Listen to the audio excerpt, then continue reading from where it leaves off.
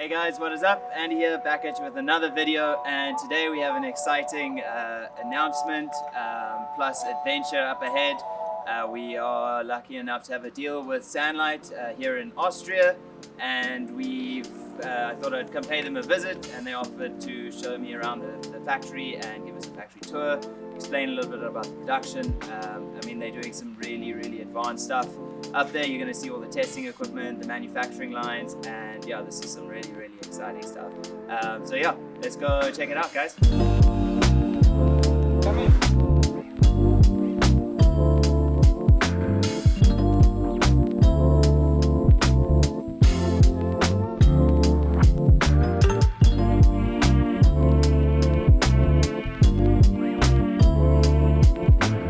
Okay guys, so we are inside the facility now, and just a little breakdown. We're going to first have a look at some of the wonderful lights that are being made here. Then we're going to go actually look at the manufacturing the manufacturing line and how they're put together, and you guys get to see the chips that they're using, the quality that goes into it, the quality control that's going into it. And then afterwards we're going to look at some of the testing that they do where they actually measure the LEDs to do obviously their research to make sure they're up to scratch and make sure that they're keeping up with global standards. You'll be impressed with the testing. And then just a note on masks, it's not a formality in Austria to be wearing a mask at the moment. Everyone at the factory is socially distancing, so as long as we've maintained our space between us, we are okay to not be wearing masks, just for those that were wondering. Okay, so without further ado, I'd like to introduce Pascal, who's going to be our expert guiding us through today. Thanks so much. I'll do my best. Yeah, so we've got some of the lights that briefly been, I've been familiarized with this beauty. Flagship. Which we've been holding on to in South Africa. We've been keeping it a little bit low-key. We've been testing it ourselves, and it's met our quality assurances. If you can maybe just give us a little rundown of what we're looking at. Yeah, so that's some of our products. So there are obviously some missing, but I think it's enough to explain a little bit the modularity of our portfolio. So we're not going this spider form thing, meaning that you're never stuck to a certain tent size no matter which light you have in the end. So here I have one Q4W with a short distance or spacing between the modules. Here we have the same power. So one module is roughly 40 watts, which brings us to the flagship. It has 250 watts. Two of those roughly have 25 to 30% more light than a 600 watt HPS lamp. So we use this model for everything bigger than 120. Yeah. So for a square meter we would have like a Q5, which we see hanging over there. And with 40 watts less. And again, 40 watts less would bring us to the Q4, which we have 165 watts. Maybe a little bit the module spacing is we can go closer with this one. The meaning of these L versions with the bigger spacing is we use it often for applications where we have to spread the light in lower intensity over a bigger area. Yeah. And a perfect example would be mother plants or only vegetation applications. Yeah. So that's obviously, this is the Q4. Yeah. And then you have the Q4L, and then you also have the Q3. Yeah. And a Q3L. Exactly. I think that would be a Q3L. Q3L. Yeah. Yes. So again here we have the same thing. Larger module spacing is simply if we want to spread the 120 watts power of this light over a bigger area. So this L version of the Q3 would be fitting into a square meter for mother plants or veg only. The normal Q3, the shorter version, would be then for applications 60 by 60 for flowering. Yeah. So we have the Q3 for 60, the Q4 for 80, 90, depending on the customer how much light he wants. We can also go for a Q5 there already. And the L version of the Q4 is meant to be for a 120 area, so bigger than the square meter with lower intensity. Yeah. And the Q4, in short, is optimized for the 1 square meter or the 80 in the tent. And as soon as it's more than 80 centimeters, we go to 2 lights. So in 1 square meter we would go for 2 of the Q4s. In the 80, then it's the last size where we go for a single unit. Exactly, a single unit. And then over here we've got the Q1, which is also, I think it's very reminiscent of the first products of I got a bit of the history. 2012, it started out with a very similar Q1, the model before that. Exactly. And this is obviously the new revised since about 2018. Yeah. So people still hyping our first product, the M30. It was meant to be used for single plant applications or additional lighting, because in the very beginning in 2012 when LED came up, the entry barrier was quite high due to the high investment in the beginning. So our founder thought, okay, I don't go for a big light to exchange the HPS completely, but start with a smaller one to keep the entry barrier for new customers lower and to make them use it as an additional light.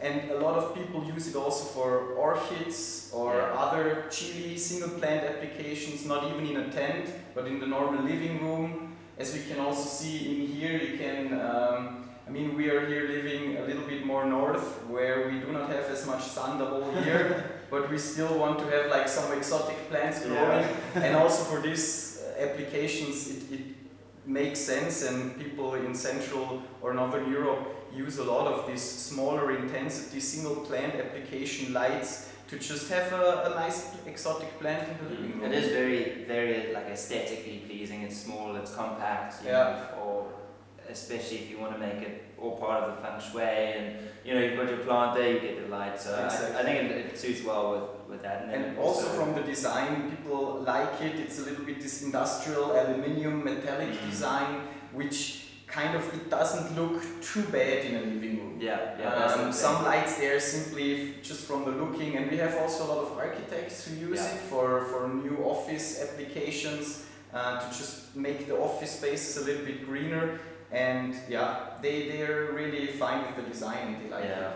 I wanted to, if we can go over here and have a look at, this was quite an interesting thing that just came to my realization, was that just a simple way of changing the tilt is just where you clip your carabiner into.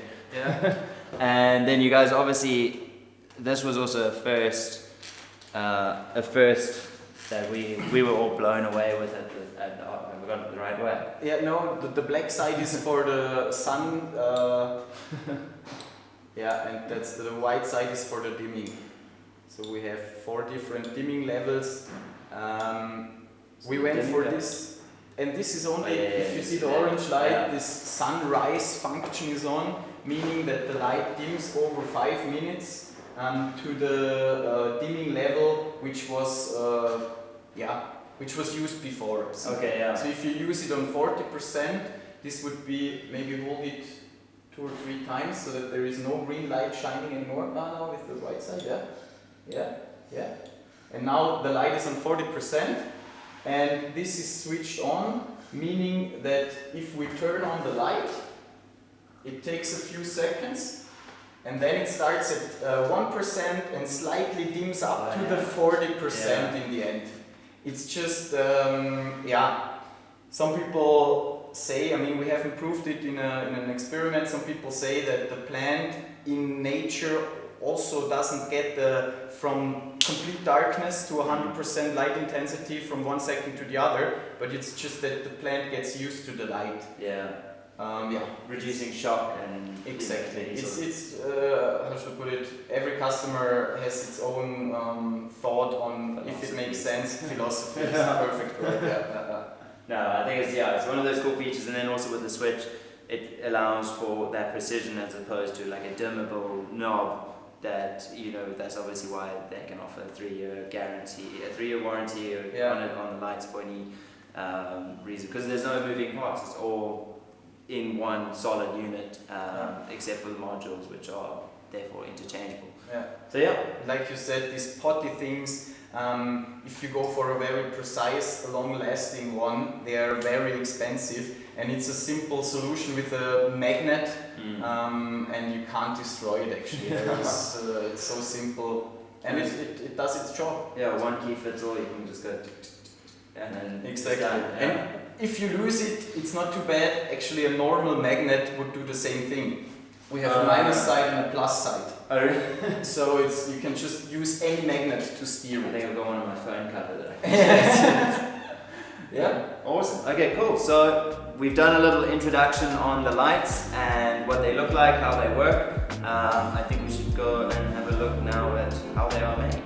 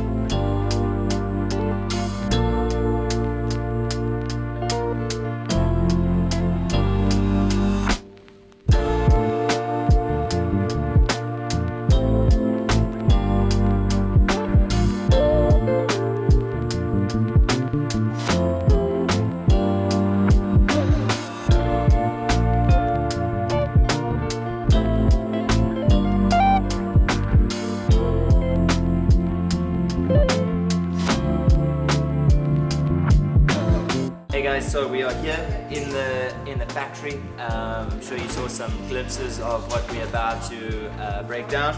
But here I'm holding a finished module. This module is part of the reason SANLIGHT does so well, or has grown so fast and quickly, is because of this modular design. Basically, this part is quite unanimous across all their lights. It gives them a lot of flexibility. It gives them a lot of, when they're developing their modules, they can obviously put in a lot of R&D and put a lot of money into getting the right technology into this small space. And then when it's done, it gets popped onto a sort of central holder, which has got all the drivers and the rest of the components. But yeah, the interesting part and where the money is at, I believe, is in these modules. And I think if you can just break it down, there's not a lot to it, but it's a lot of, to the layman's eye, there's not a lot to it. But when I heard the explanation this morning of all the little details that add up to the finished product, yeah, I think starting with, I guess, with the heatsink. Yeah, the biggest part of it. Yeah, it's an aluminium heatsink, aluminium extrusion with drilled boreholes. So we still use a lot of screws, so that we are also able to just renew certain relevant parts, because this part you can't destroy, so it can actually be reused. On this aluminium heatsink, first of all, we have this heat pad or anti-heat pad, which just increases or helps bringing the heat from the LED chips, which are here on this light engine. It's kind of mounted together like this. And this black thing, it makes sure that there is no air between the light engine and the heatsink, which has the advantage that the heat is faster process to the aluminum and then given to the surrounding air. And with the air circulation you always have in a growing application, the heat is then sucked by the exhaust air and goes out. Because that's quite an important part of this, is obviously having the thermal conductive layer between the heatsink and the chip, is because you'll probably notice there's no fans in the whole setup, and fans aren't necessary if you've got a good heatsink and sort of it's well dispersed. It's not a lot of power per se in one spot, so it's nicely dispersed among the light, and you've got these big heat sinks. But yeah, fans are problems. They moving parts. They don't, they wouldn't be able to give the same warranties and guarantees. Like Andrew said, the LEDs we use, for example, they have a lifetime of 100,000 hours, which would be more than 10 years, 24 hours a day. And it's just sad if you use then a fan which has a lifetime of maybe a few thousand hours, and then you can throw the whole light just because this cheap fan part is not working anymore. And for anyone of you guys who is asking why do they need such a big heat sink and some other LEDs live with much smaller heat sinks, the reason is we are using high power LED chips from Osram. They are a little bit different to most of the other competitors using mid-power LED chips, which have less temperature because they are using less electrical energy. So there is less cooling necessary, but the amount of LEDs is much higher. So what you can do with high power LEDs, light output wise, is much more than you can do with the mid-power chips. So you need more chips in the end. So that's the reason we don't do it, because it looks good. It's actually also a very expensive part, the aluminium. It's necessary, but it works quite well. Yeah, from what I've gathered so far is no parts just by chance. Even with for instance, so with the LEDs there, a lot of you might have seen straight LED boards on heatsink, exposed like this, whereas they explained to me this morning is, this beautiful cover that goes on is that it covers the light, or protects the light from dust, which is a main reason with efficiency. If you have an exposed LED, you get dust on it, you can't clean it, but this you can just wipe off, it's perfectly clean. And then the other reason was the radiation angle, so it's the protection and the radiation angle. So we'll see it in more detail afterwards, but we have some small light catching elements in this secondary optic, which are there to gather the light of the 120 degree of the LED. Every LED roughly emits the light at 180 to 120 degrees, and it catches it and breaks it down to 90 degrees, which just makes it possible for us to exactly know where the light goes, makes it easier in simulations, which is a huge benefit if you have to make a light concept for different areas, always changing areas, and if you're away from the standard sizes of 120 whatever, but you have an area of, let's say 90 by 150, you can easily just, thanks to this little friend, simulate it and precisely know where the light goes. Exactly, so you have a representative simulation. Yeah, controlling that angle obviously gives you the more directional light, and it's a nice, there is a sacrifice to it. I think there was a small sacrifice, which was interesting, that they weighed up those pros and cons, and when you actually run the numbers and you look at it in terms of a lifespan, the 100,000 hour actual lifespan, not exaggerated lifespan, that it's worth having on there. You wouldn't be able to achieve that. Yeah, exactly. You would be exposing your chips to a lot more, of the humidity. Water can get onto them, dust, and maybe they are cleaning them. So that was interesting to see the calculations and the thought process that went behind putting this cover on, and it also ties it together quite nicely. It's a little bit the same thing as with the fans we've had. If you use a fan that holds 5,000 hours, and it's the same as using the LEDs that are made to hold 100,000 hours, but let's say after a few thousand hours, the dust and the things around in the air in your grow area just cover the LED and degrades the light output much faster. It makes no sense to use a chip that expensive with such a long lifetime and then just cover it in dust. Makes no sense, yeah. So once these get assembled, put together, they get popped on there, and then we can go over here and have a look at some units in action, being this is sort of like a testing bay, Exactly, yeah. getting ready to get. Are these just these obviously sample tests? A lot of the units they, or obviously get quality control. Light, so every light that is finished over here is at least plugged, let's say, half an hour. Back in the days we were able to really do it overnight, but at the moment, or I hope that it will remain like that in future, we're just producing so many lights that we can't put every light 24 hours. But it has, the idea behind this, every time there is a small error somewhere in the connection, electrical connections, it appears in the first few minutes of just running. So we plug it in, see if everything works, plug also in the dimmer, go through all the dim levels just to see if that works and everything is cabled correctly and connected correctly, and then it's packed and shipped to the customer wherever they are. And that's the thing, it's the reason they test like this is if there is something, you know, it's rare to find something that's gone wrong in the process with such a simple setup, but if something has popped up, they pick it up quite quickly, and then you know, okay, maybe there was that batch is, you know, you've identified the error, but it's normally an isolated one of the problems. And then as you were saying as well with the chips, the quality in chips that you guys are taking is, you know, thin A chips, which is the first tier, the highest level of chips with the least amount of variance. Yeah. I mean, I'm also not really an engineer, but if you produce LED chips, you have a delta in quality. So let's say you have nearly 400%. The worst chip of a batch is 4 times less efficient as the best chip. And as a manufacturer, you can choose if you only buy the top 25% quality bins, or if you buy all the bins that a LED manufacturer produces.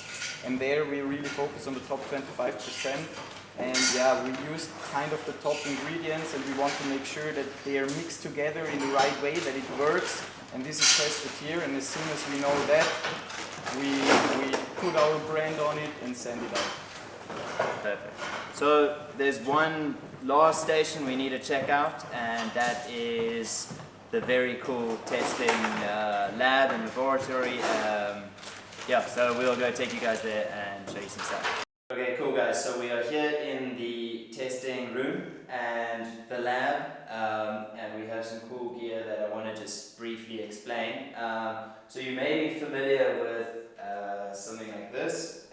It's basically a standard meter that would be able to, not a standard, it's the best of the best, meter that you can use to measure your power readings. Exactly. That would be your PPFD, right? Exactly. So that's at different points under your lights, right? And then that's sort of the easy way of measuring, just getting a general understanding of what like U-moles are, you know, that you're getting in your rooms and this and that. But in order to get a reading of the total amount of light emitted from a grow light, this is sort of, that's how they used to, I think, do lumens, is also, now we've asked me too fast, I'm not sure, but it's the same thing with lux and lumen. But I'm not sure which one is which one. One is always the emitting side and one is the receiving side. And always if somebody talks about PPFD, you need a certain distance to the light and you need to position where you measure it. Yeah. A common way is these PPFD plots where they say, okay, 50 centimeters under the light in a 1 square meter area, this is the distribution of light, and then you have like these colorful images with. I think it's the lumens that comes out of the bulb, or like the thing, you know, and then it's the lux that you can get a cheap lux meter just to measure. Exactly. But now this is the same concept as what they would do for the lumens, but you're measuring it with a quantum sensor that would measure the photons. The photons, yeah. So you would get your PPF from that. So it's like the total photon flux. Yeah. Density. Density would then be yeah, and then that's the photonic flux. Yeah. So that's everything that comes out of the light, measured, goes in all angles. If we look inside, we can explain how it works. Can we open it up? Yeah, for sure. So we use this device, for example, first of all, if we have a finished product, a module of our light, we put it in, we close it, and what this sphere does is it measures every photon that leaves this light, in fact. So no matter in which direction it goes, it will always be reflected somewhere and hit the sensor over here. And it's a pretty expensive thing, and probably one of the most expensive things about it is, first of all, obviously the sensor, and the fact that this surface here manages to reflect 99.9% of the photons emitted by a light. So meaning you can measure, no matter in which directions the photons go, you can measure them. So now we are again at this lumen lux example. Here we measure how much light does it emit, a certain light source in every direction. And that's very important for a light manufacturer, of course.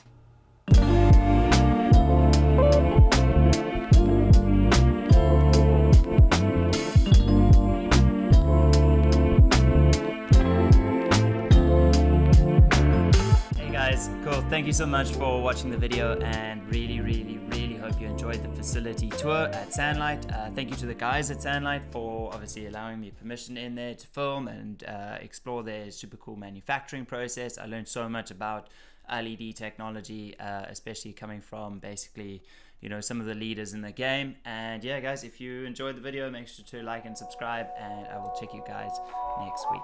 Peace guys.